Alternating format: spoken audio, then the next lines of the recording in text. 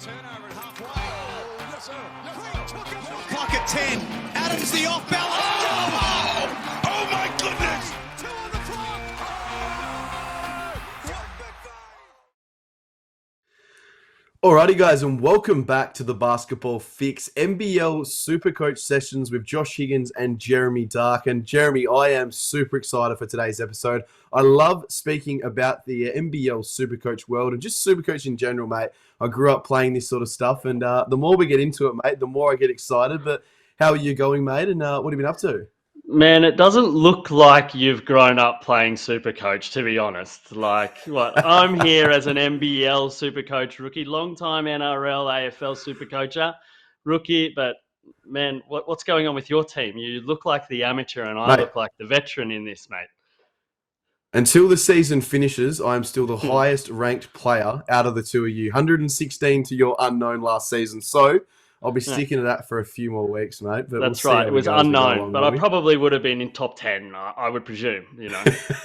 Hey, mate, I'll give you credit right now, though. The way you go, and I hope to see you in the top 10 very, very soon. But Yeah, we'll you've see started how long well, it mate. holds. Now, definitely will. Now, I want to start off with just a little bit of a round recap. But whilst we're doing that, before we get into the round recap, I want to touch on, obviously, how you scored, where you rank, and all that sort of stuff as well. And then I'll tell the listeners my abysmal score and, I guess, ranking as well. Yeah, so I scored 438 last week, so it was a big one. Massive. I think it ranked in the top 60 overall as a round score, but it moved me up to an overall ranking of 44 in the whole competition. So pretty chuffed with that, to be honest. But probably the best bagging rights are obviously a Tassie Jack Jumpers fan. I'm number one Tassie fan on the list, and number 7 in Queensland because Gold Coast boy. So I'm loving it. It's been a great start, but I just hope, like everything else in my life, that I don't hit it too hard too soon and then die in the arse in the end. But we'll see what happens. What about you, Definitely, Josh? mate. You've It's had a always one of tough those start, things, man. yeah.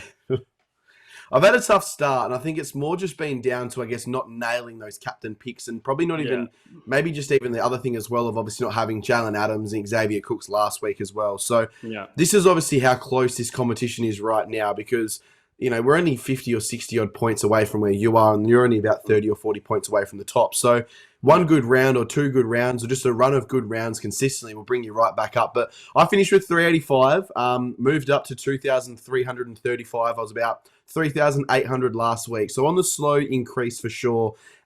Season ranking WA, obviously WA boy, I'm 275, and Perth Wildcats ranking 310. So nowhere near where Jeremy is right now, and he's dominating. I'm looking forward to seeing how he goes for the rest of the season. But let's get into a bit of a round recap, mate. Some of the things that we were excited about, disappointed about, a little bit of everything, really. We've got a couple of bullet points here. I'm going to start us off with a guy who isn't in either of our teams, but I'm going to call it Pinder's piss take. -6, mate, in one game. I don't understand what that is about. He comes into a double game week now with an NBL Supercoach high.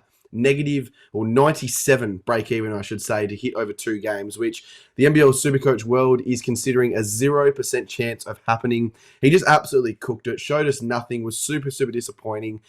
Just had a typical Keanu Pinder game as well. And this is the flag with Keanu, obviously, for people who, you know, maybe thinking of bringing him in for whatever reason. Purely, we've obviously got the double game week and he might bounce back. But, you know, if you bring him in, I think you're guaranteed to lose cash as well, mate. But what are some of your little thoughts as well on the NBL round that was, and some guys who were really good and maybe some guys who weren't as good either? Yeah, well, it was obviously a round for the Sydney Kings, wasn't it? Jalen Adams was the key captain. I think most people, or a lot of people, brought him in just to captain this week, and it paid off because of his massive score in the first game. It was 50 plus, and then he had an average game really in the second one, but the average was good. He got 75 points, and then you had Xavier Cooks that really stood up and got 77 points. Was he the most? Did he score the highest of any player in the whole round? So yeah, so I think Cooks if and you Adam pick up any combined of for 1 those and 2. guys, if you picked up any of those guys and put the C on him, then you were laughing. You're obviously in pretty good shape.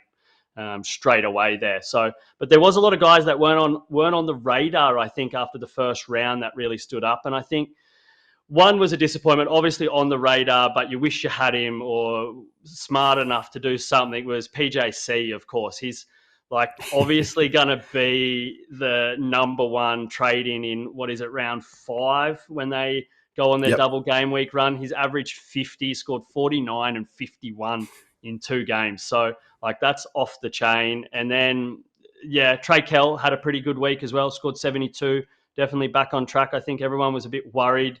And no one really traded him in, even though Illawarra were on that double, because he had a quiet round 1. So, smart. If you were brave enough to put him in, there was a couple of team names I saw that were named after Kell and had him in the team. So, good for them. But, crazy week. Really, really, you're starting to get averages now after some teams playing 3 games, so you can get a bit of a better look in. But, it was a huge round. It's opened up a lot and made this round even more difficult to make your trades, I think.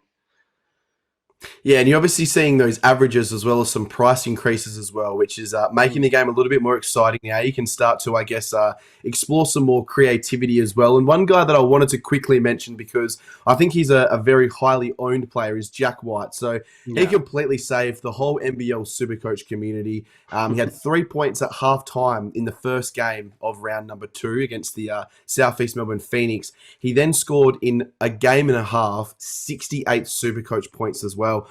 Jez, I saw a lot of people in Discord chats and on Twitter and Instagram and everything like that. They captained Jack White and were like, oh, well, that's season done. He then saved their season hardcore, finishing with the 4th best score of the round as well. But really, really incredible. Now, we're going to jump into schedules now, and this is going to be my little segment as we go along with this whole NBL Supercoach Sessions podcast as well, giving you guys all the teams. We have the double game weeks, single game weeks, and obviously there's a couple of teams over the next couple of weeks as well who don't play at all. Now, we're going to start off with the double game weeks with this particular segment right now. So we've got 2 teams with either Cairns Taipans and the Adelaide 36ers who will play double game weeks. So they've got 2 games in round 3 and we'll follow that with 2 games in round 4 as well. We've then got Melbourne, Perth and Tasmania all playing double game weeks this week before going on to singles, and even some of them with a run of singles coming up as well. So be aware with those 3 teams that we just spoke about in terms of not bringing too many of them in, because you are probably going to have to trade them out in the next week, obviously with a lot of other double game weeks and teams coming into that. Now, single game weeks, we've got Brisbane, Southeast Melbourne, Sydney and Illawarra. Now, the one to watch out for, I believe personally, has to be the Sydney Kings, with obviously them coming into a double game week next week as well. So a lot of people are trading out Cam Oliver, which we're going to touch on probably a little bit later. Maybe you hold those thoughts, just a little bit of a brief little thing into what we'll touch on very soon. But like I mentioned, Sydney, Southeast Melbourne, Brisbane and Illawarra on a single game week. And then obviously the New Zealand Breakers are heading over to the NBA for their NBA NBL preseason games. So obviously Parker Jackson Cartwright will hold his average at 50 points for 2 weeks as well. So obviously if you've got any New Zealand Breakers, I don't know why you would, but if you do, make sure you are getting rid of them in this period now as well. Now let's get into buy, hold and sell, Jez. Now, this is obviously a bit of a topic in terms of guys that we might be looking at to bring in, guys we might be holding from our team and selling. And we've got a couple of names each here. I'm going to kick us off first, mate, with a guy who I think is 100% lock in terms of coming into my team, and that's Montrezl Harrell. Now, obviously an Adelaide 36er with a double game week, but the only thing I'm going to flag quickly as well, before recording this episode today, I did see rumours that Jarrell Martin is out of a moon boot and moving around as well, which scares me a little bit because we know as soon as Jarrell Martin is fully back in the lineup, Montrezl Harrell cannot play for the Adelaide 36ers again. So it's a little bit of a watch for me right now, but he's coming off of a 35-point round, which obviously was incredible. He started well in his NBL time. We've touched on Beyond the Buzzer. Obviously, his plus minus is incredible. They love playing him on this team. I just think everything is stacking towards him being a guy who can average, if not a double-double, very, very close to it as well. And obviously, in terms of making money off Montrezl Harrell, he comes off a 35-point game and has 38 break even to obviously achieve over his 2 games as well. So we should see a little bit of a cash increase. The current projections are if he scores 54 points, he will go up 16K. But Jez, give me a couple of your thoughts, mate, in terms of some players you're looking at bringing in before we obviously reveal our teams a little bit later on. Yeah, well, I'm also, of course, looking at Huddle. I think it's perfect for Supercoach, his situation, really, because he's trying to find his way back to the NBA. So obviously, he just wants to max. So he wants to max points, he wants to max rebounds, he wants to be in everything, touch the ball as much as possible. So it's a perfect situation. Besides, obviously, the fact that all of a sudden, in a blink of an eye, he can be out of the lineup. But I think this week we should be pretty safe. And then, who knows next week when you're thinking of the whole double double. But I don't know. It feels pretty safe anyway, in my opinion. But yeah, it's a beautiful thing, and he's an absolute beast, and he's a stats machine. So he's likely going to be the biggest buy you would suspect of the whole round. But yeah, looking at it's I don't know, you sort of sweat bullets a little bit because it's okay. The two teams on double doubles are Cairns and Adelaide, and it's like it's not really the guys you want to be sort of having in your team if you're thinking about it from like a real NBL analytics perspective. But you've obviously got to get the best out of it. So it is a bit of a sweat, but I think I'm looking at bringing in.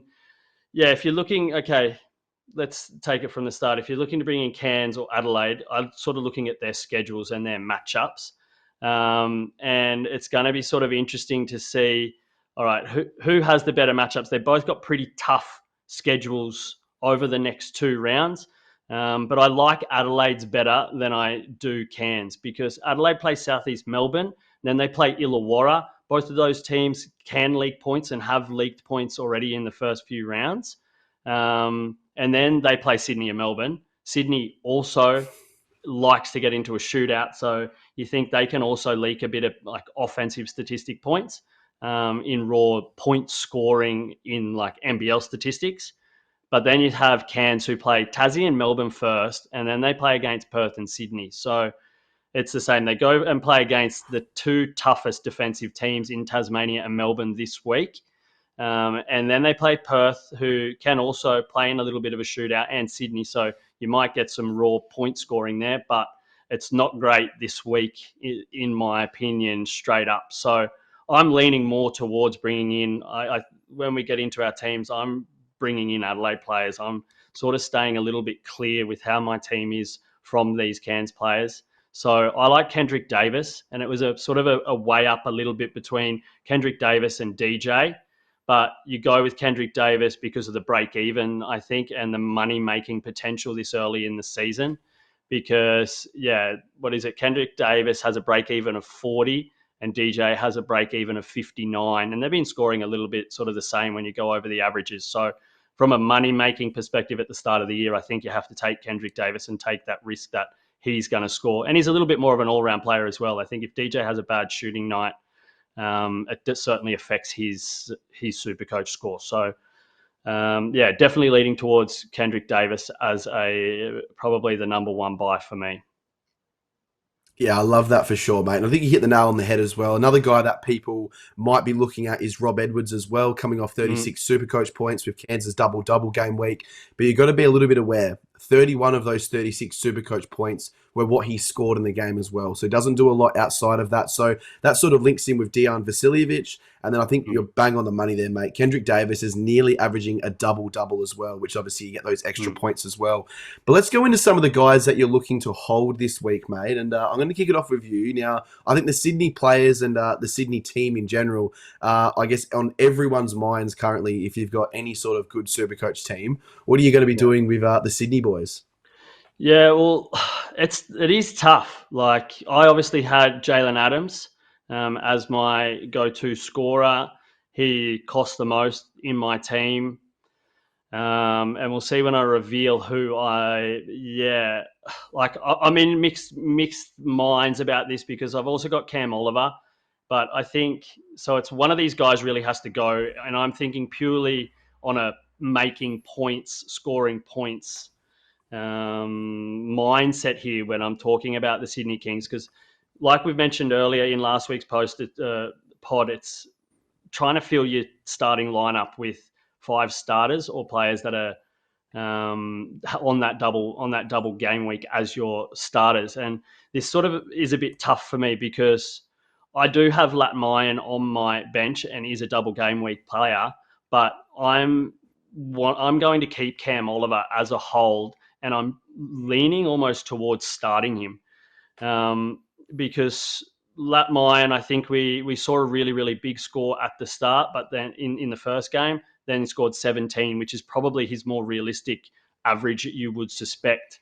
And I think Cam Oliver can sort of have a really, really big game, and he's probably going to score between sort of 30, 40 points. So I don't know. That's like a bit touch and go for me on what I'm going to do in that position. But I've decided in my team to sell Jalen Adams to try and find another gun that is on a double game week to try and get those extra points.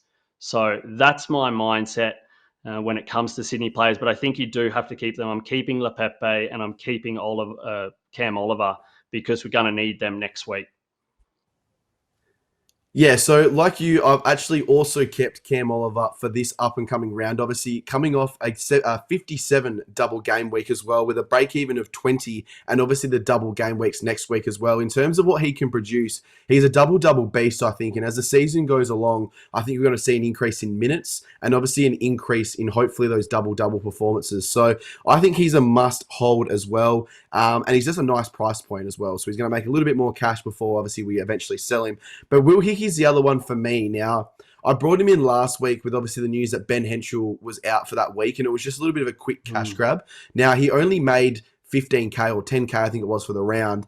But he comes into this week after an impressive second game last week with a break-even of 1. So, if we're looking at a guy who I think can make a little bit of cash, I've leveraged Owen Foxwell and, I've got rid of Owen Foxwell, which we'll touch on in a second, to keep Will Hickey and to get someone else back into my team.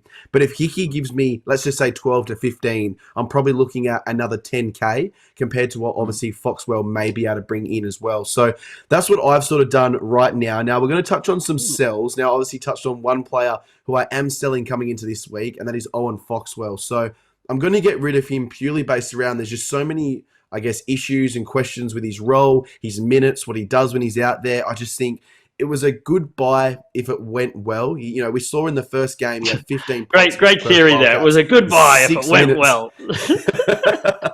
Like, if we went off and saw what we saw in that 6-minute period against the Wildcats, it could have been probably one of the better buys of my season. I'm real good for 3 minutes, but then, I'm not very good after that. It's a tough one. It was a tough one, but, it's obviously one of those things that in which to leverage a little bit of cash, I had to get rid of him. He made me, I think it was like 5 or 6K, which could help me later on down the track. But I'm selling, obviously, Owen Foxwell. And then I'm also selling Darius Days and Derek Walton Jr., who are both coming off double game weeks last week. Derek Walton Jr. will never return to my team. I will let everyone know that very, very clearly after, I think it was 27 over 2 games, 34, over 2 games, which was just absolutely disappointing. He was on -1 at a particular point there as well. So what can you do? But Darius Days, I'm sad to see him leave my team, but obviously they've got a massive run of singles coming up. I think he's got, if you're going to hold someone, he's got a lot of room to grow still and obviously make money. I think it's a break even of 19 for this round. So he's a guy who can give you 30 to 40 very, very quickly and obviously kickstart that sort of money as well going forward. But Jez, what are some of your, sells for this round coming up before we finally get into our teams? Yeah, well, it was obviously Illawarra and SEM players that were on the chopping board this week. I think it was really sort of tough. I also got rid of Days, but I can understand why some people would keep him in a little bit like maybe this week, depending on the situation of your team and how many trades you're going to use and if you're going to go into the boost or whatever. He's obviously a player that you could have that's going to score you, 30, 40 points. And keep him for one more week and just earn that little bit of that back end of his price rise because you're still going to get some cash out of him before you sell him. So I can definitely understand why people are doing that. And it's quick a little question bit like, for you. Yeah, man. Quick question. Sorry to cut you off, but would you keep Darius Days or Cam Oliver for this current week? I know obviously Oliver's got the trajectory, but I feel like a lot of people are getting rid of Oliver. So would you keep Days over Oliver? I know not with the schedule play, but you could use a boost next week. Like, if you're looking for points this week, who would you sort of rather keep in your team? I'm just trying to remember the matchup. Illawarra play? They play Adelaide. Illawarra play Adelaide in a single Yeah. game, So yeah, so like it's I a tough think one. it's definitely juicy to keep him there. Like, but it's Yeah, just based on the schedule. I think yeah, you keep Cam Oliver because he's got the double game week next week, and then Darius for Days, sure. yeah, Illawarra, you've sort of got to fade out now for the time being. But yeah, I was a little bit stuck because I think a lot of people have Lockie Aldrich, and he's at the moment from players in my team, he is the second most sold player behind Cam Oliver. Um, but I've kept him. He's still got, if he hits he's got a break even of 10.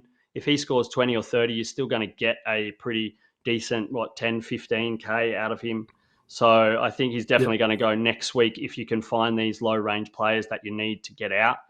But it certainly depends on the situation of your team because you've only got 2 trades each week. So if he sits there and slow burns a little bit until you get a chance to get him out, I don't think it's a major on the bench if he's one of your single game players that's there because he's been doing well. He even had sort of a tough game last in the second game that Illawarra had, but still managed to get some points up. So he can be that slow burn. You've got to make sacrifices somewhere, and that's who I've sacrificed to keep in my team, I guess, because it was more important for me to get rid of Darius Days and have someone else scoring points to try and keep up this top ranking of mine. Because I don't know, you got to hold on to it. You got to hold on to it while you've got it. It'll probably be the death of me later on in the year, but you never know. You got to try and stick with it so you can be there in the end. But I also got rid of Weiskamp. I think to have a punt, you really got hurt choosing Weiskamp, didn't you? Because there Yeah. was the choice of Matt Hurt or Weiskamp of who you wanted to bring in for Southeast Melbourne players. And shit, I wish I had Matt Hurt in my team for these weeks because it would have just, I think he scored 50 more points. Weiskamp was in big trouble there for a little while. So, but he did well in the He's lucky second he had game that and got double-double. 30. Yeah, yeah, it really sort of boosted things and sort of saved the round if you compare him to Matt Hurt. So yeah, but it looks like I don't think you bring him in. Obviously, depends how things go in Southeast Melbourne. But I think when they go back on their double game week stretch, I think everybody's getting in Matt Hurt because he's scoring points, getting rebounds. He just looks more hungry. So Weiskamp definitely had to go. And then when Southeast Melbourne come around again, I think he's the guy. Like you said, Derek Walton Jr. You don't know what's happening there. I think if you got to have someone, it'll be Matt Hurt later on. So yeah, that's that, man.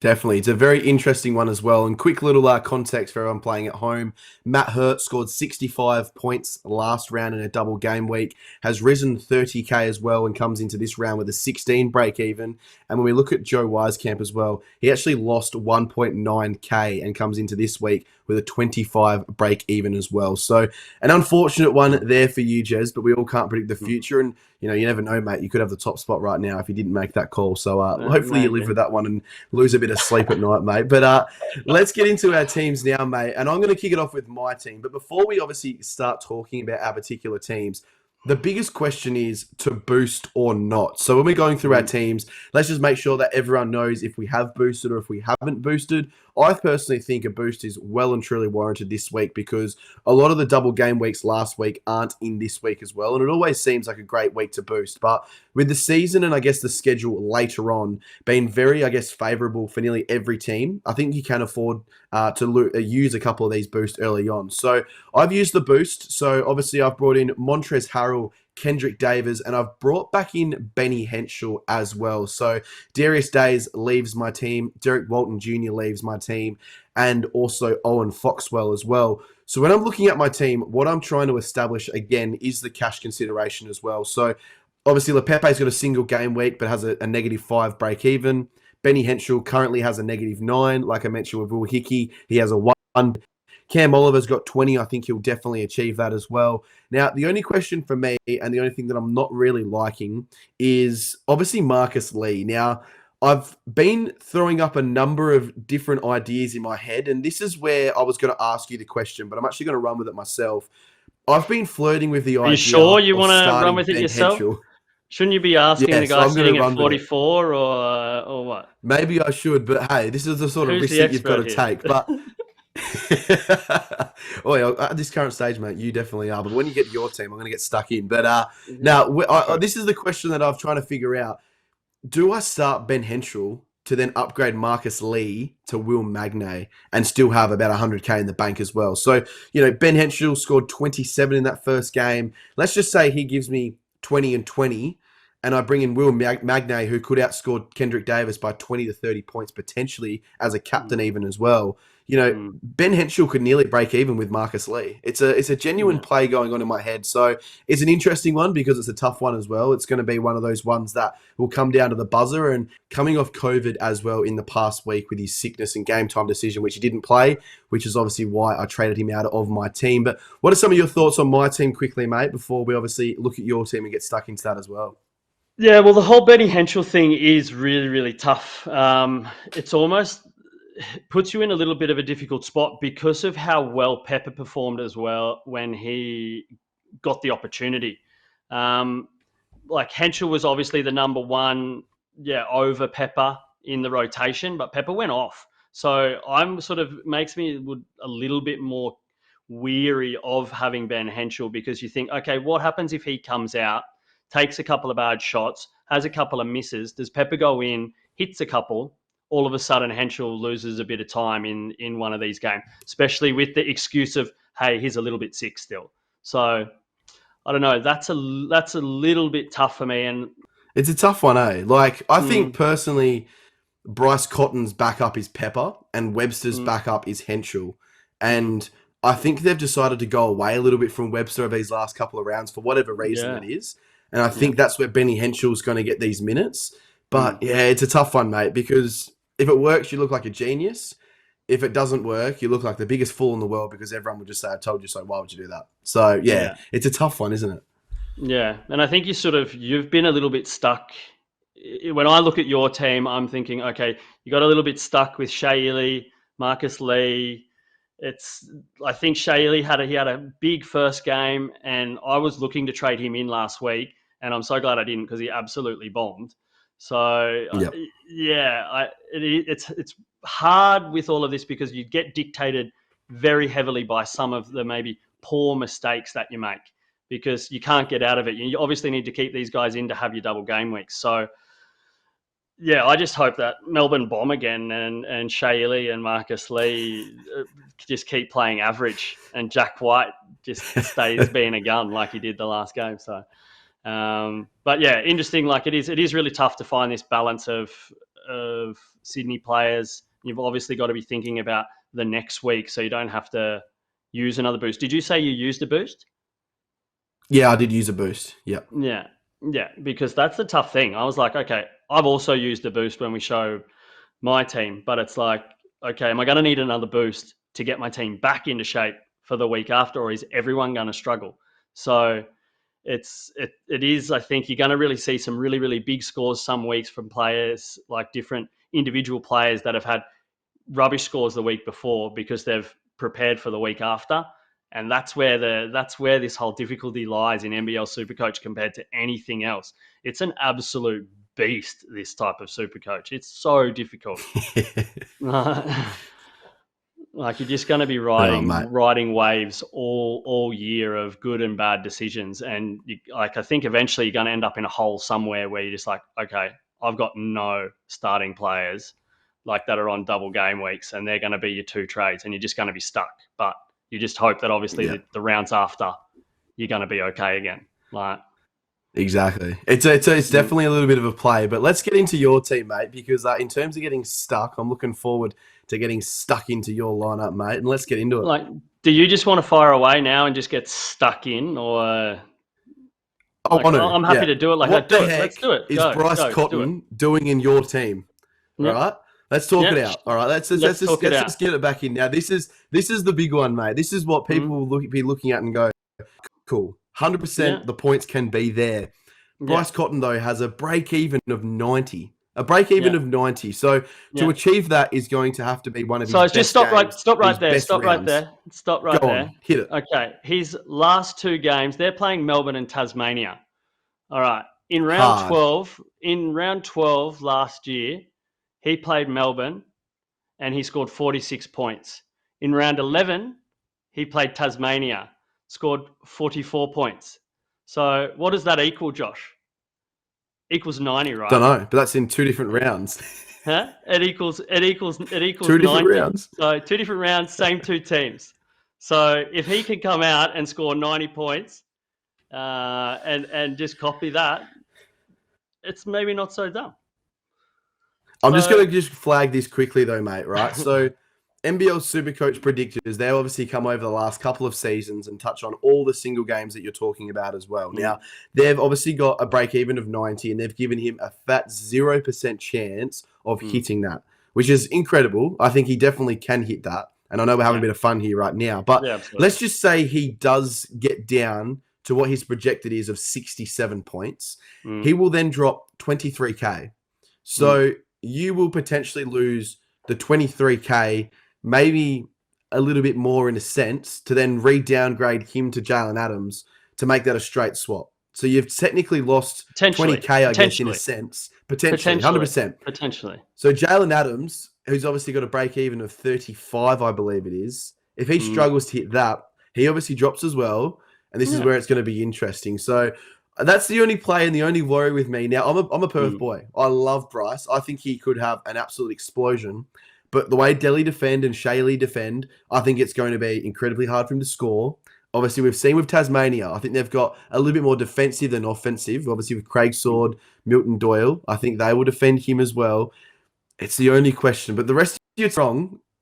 But that's my only question, to be honest with you, mate. Maybe you start Ben Henschel instead of Cam Oliver. Oh, maybe I start Ben Henschel instead of Bryce Cotton and have him as my captain. Who knows? But no, it is obviously a huge risk, and we're recording this on Monday, and things will probably change 154 times between now and then.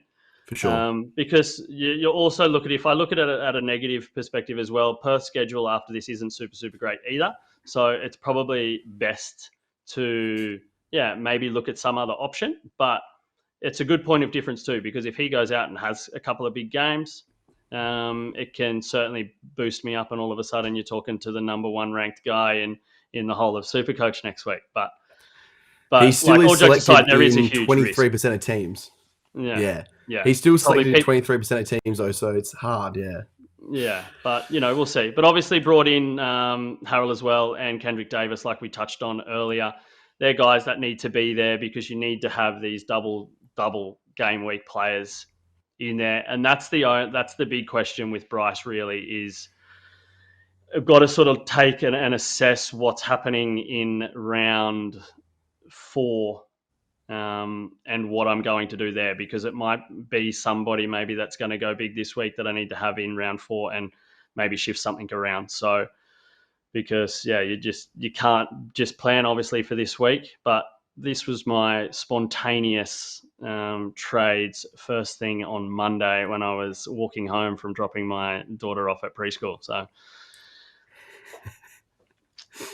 I like it though. I'm going to get stuck in. I've got one more I want to touch on quickly. Jonah Antonio. So with the talk of with Taron Armstrong potentially coming back, obviously Jackson McCoy is another one.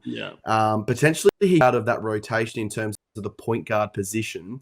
If let's just say Taron does be confirmed to be coming back in, will that trigger you potentially in terms of maybe moving on with him? Because you could get a DNP over a 2-game period, or are you at that point now where it's like, it's whatever. A 0 compared to potentially 10 points is not a lot. Like, what's your current thoughts with Jonah Antonio as well? Because you've got 75K in the bank potentially. Yeah, but I think it's a lot to do with okay, am I going to try and earn money at the moment or points? And I wanted to make sure that my starting 5 were as strong as they could possibly be. So that's why it was just sort of, okay, there is a lot of uncertainty. Like it's not an ideal situation. And if he DMPs, Ben Henschel DMP'd last week and it still worked out okay. So, True. So I think it's just it's basically you got to make a sacrifice, and that's the sacrifice that I've decided to make sure that I have the potential to score the most amount of points as possible. If his bench player points of 20 or 20 points is the sacrifice, then that's that. No, definitely. I love that a lot. Now, we're going to be moving on to the last little bit of today's show, and it's our captain choices. Now, Mr. Jeremy Darke, obviously Supercoach guru, number 44 in the Supercoach world. We're going to put all the responsibility on Jeremy Darke to decide your captains for the week. Now, if you live and die by these, you can't come to me. You've all got to go to Jeremy now. We decided to call it Darke's Doubles. I think that is a perfect name. I don't know who came up with that. I must have been Ryan, I think. So massive shout out to Ryan for that one. He's absolutely killed that. I was going to call it Darke's Commanders or something like that. I was trying to think of a D word or anything like that. I couldn't find one. But one big Darke's D word, Doubles, mate. Kick it off. Think of. Kendrick Davis, mate. That's what we're thinking of. But mate, let's get into Darke's Doubles. Go. There we go. But let's get into Darke's Doubles, mate. Who is your captain choices? And give us, obviously, a couple of the ones that you're thinking about, and then obviously land on the decision that you are going with as well. Yeah, well, I understand why this segment come to me, because I had Bryce Cotton in round 1 and I had Jalen Adams in round 2. So it's just natural that it falls onto me instead of your captain... Derek Walton Jr. and... Captain chaotic captains or whatever you want to go, if we're using the C word this time. I could have said something else, but we'll captain crap or something like that. Right. But obviously Bryce Cotton, we've explained that, what I think about that. But then I think the other one, if I had the trades and the situation in my team, I think you definitely got to look at Will Magnay.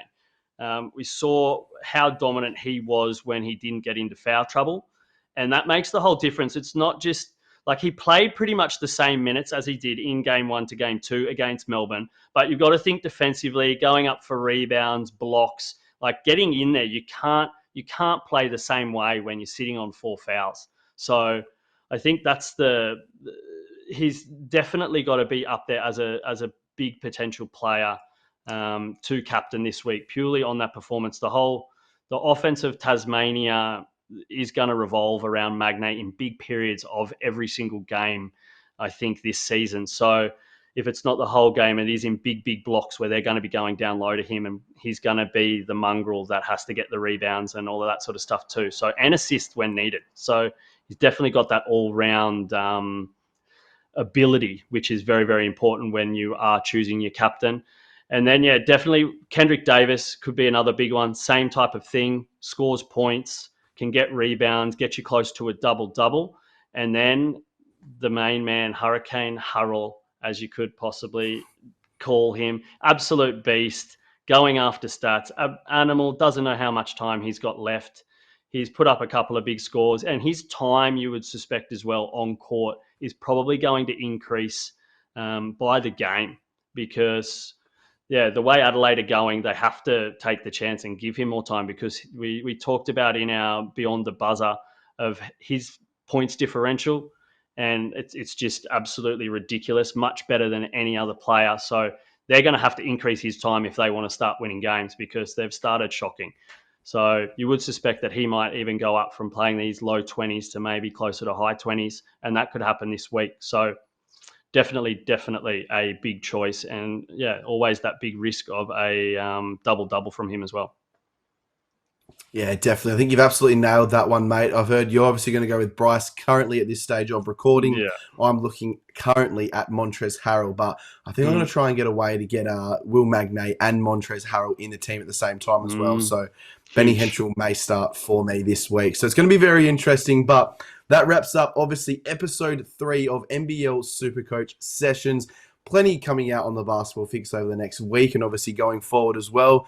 Obviously, we've got the Beyond the Buzzer episode coming out very, very soon. I'm sitting down with Perth Wildcats coach John Riley in what is going to be a very intriguing and I think entertaining interview, to say the least, as well. He's one of the more characteristic sort of persons in the NBL, and I'm looking forward to talking to him. Obviously, Ryan's got Path to Pro going on. I've got Higgins with Hot Takes. A lot of things are going on at the podcast side of it. Obviously, we've got a YouTube channel where you'll see all the videos for episodes like this, YouTube Shorts as well, our website, www.thebasketballfix.com. basketballfix.com, and plenty more content on our socials as well. The Basketball Fix podcast on Instagram as well. Make sure you go over there, follow, get involved, and let us know all your tips and tricks as well. Tell us what you guys are doing, or message us on our socials as well. Get involved. We'd love to hear all your input, obviously your feedback, and some of the ideas in which you guys would love to be talking about in the NBL Supercoach world. But until next time, that has been your NBL Supercoach sessions and your Basketball Fix.